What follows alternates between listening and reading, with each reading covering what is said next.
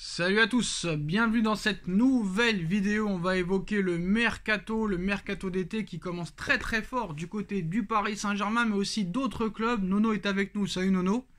Salut Sacha. Alors pendant que nous on parle de Ugarte, de Asensio, de Marcus Thuram, de Bernardo Silva, alors que pour le moment il n'en est rien, le Real Madrid frappe le premier gros coup de ce mercato. Nono, c'est désormais officiel. Jude Bellingham rejoint le Real Madrid pour la maudite somme de 103 millions d'euros plus bonus.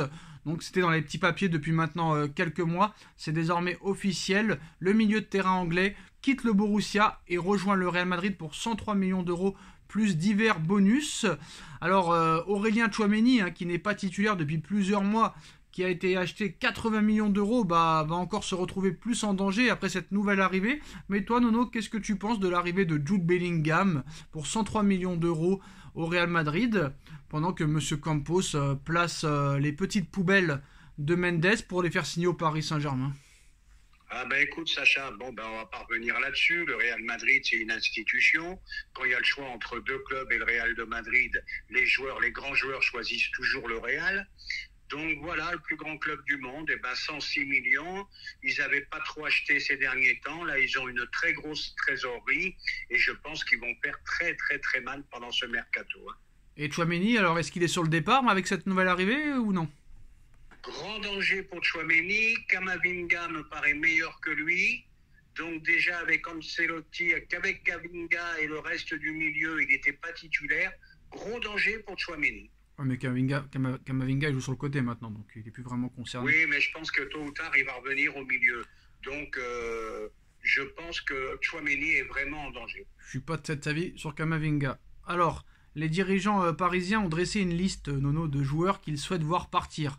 Mort de rire, sur ces joueurs-là, il y a beaucoup de joueurs qui ont été recrutés par Campos l'année dernière. Soler, Sanchez, Hugo Ekitike. En cas de belle offre, Marco Verratti ne sera pas retenu.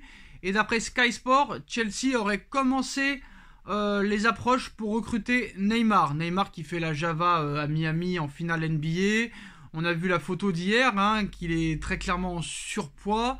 Il n'y a que Chelsea qui est vraiment intéressé parce que les autres clubs ne veulent pas surpayer, comme je te l'avais expliqué, Nono, ne veulent pas payer un salaire indécent, plus une indemnité de transfert pour un joueur qui ne joue jamais et qui est dans un état physique catastrophique.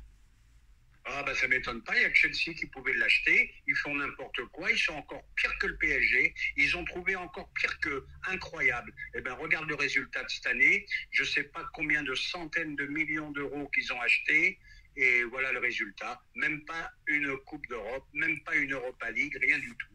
Voilà, échec total de Chelsea, et ça coûte une blinde aux propriétaires. Oui, mais avec tout le respect que je te dois, Nono, tu as été le premier à dire que n'importe qui devrait mettre 50 millions d'euros minimum sur Neymar. Tu étais le premier à le dire. Donc à un moment donné... Sur le talent pur, oui, mais là, oui. Quand on voit que il s'arrête pas, j'ai vu la photo que tu m'as envoyée avec 7 embonpoint, donc il en a plus pour très longtemps à jouer au football, ça c'est sûr. En plus, on l'aurait vu à Las Vegas il y a quelques jours faire des choses pas très catholiques. Je tiens à préciser. L'info. Ouais, mais ça, je vais te dire franchement, ça ne m'intéresse pas, ça sort de la vie privée. Moi, ce qui m'intéresse, c'est le joueur, le club. Écoute, si Chelsea veulent le prendre, il faut l'accompagner à l'aéroport. Ça change d'avis comme de chemise, quand même. Mais non, t'as pas écouté ce que j'ai dit. Toi non plus, tu n'as pas écouté. Toi non plus, tu n'as pas. Oui, mais son talent pur, il n'existe plus. Il n'existe plus, son talent pur. Comment t'expliquer la chose très rapidement? C'est impossible de le changer à ce point. C'est un bon dribbleur, mais c'est pas un footballeur. Ah non, mais là maintenant c'est fini, 31 ans, c'est plus maintenant qu'il va changer. Voilà, c'est ce que j'essaie de t'expliquer la dernière fois. Bon, pour Manuel Ugarte et le PSG, ils ont tout finalisé, il ne manque plus que l'annonce officielle. Le joueur est parti en vacances en Uruguay et a hâte de débuter à Paris. Asensio, ça va être officialisé aussi dans les prochaines heures. Je ne sais pas ce qu'ils attendent en fait, parce qu'on les a vus à la Factory lundi soir, mais bizarrement ils ont signé leur contrat, ils ont passé avec succès la visite médicale, mais ça ne s'officialise pas. Pourquoi? Ça doit parler de commission, de dernier réglage. Marcus Thuram pourrait être aussi dans les gros plans du PSG dans les prochains jours, mais ça serait vraiment un attaquant de complément et pas l'attaquant titulaire. En plus de Skriniar qui devrait arriver aussi. Moi, franchement, je ne sais pas si c'est la bonne stratégie. Il y a un rendez-vous qui est prévu dans les prochaines heures aussi entre Nagelsmann et le club. Par souci de discrétion, le club voulait cacher un petit peu ce rendez-vous pour pas que la presse soit au courant. Et apparemment, c'est Nasser qui mène les discussions. Et il mène les discussions avec un coach qu'il ne voulait pas. C'est quand même assez marrant. Bon, qu'est-ce que tu penses de toutes ces infos, Nono? Qu'est-ce que je pense? Moi, ça me rend fou.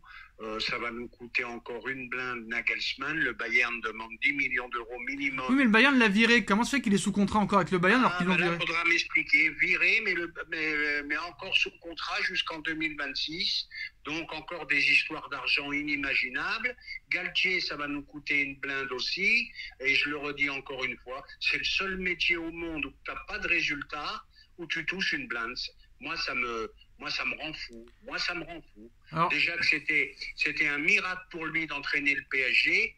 Mauvais résultat et on part avec une blinde. Eh ben bravo. Je crois que c'est un peu comme en Première Ligue. Je crois que tant que le coach qui a été viré ne retrouve pas de travail, il est encore sous contrat avec le club. Bon, c'est compliqué, bref.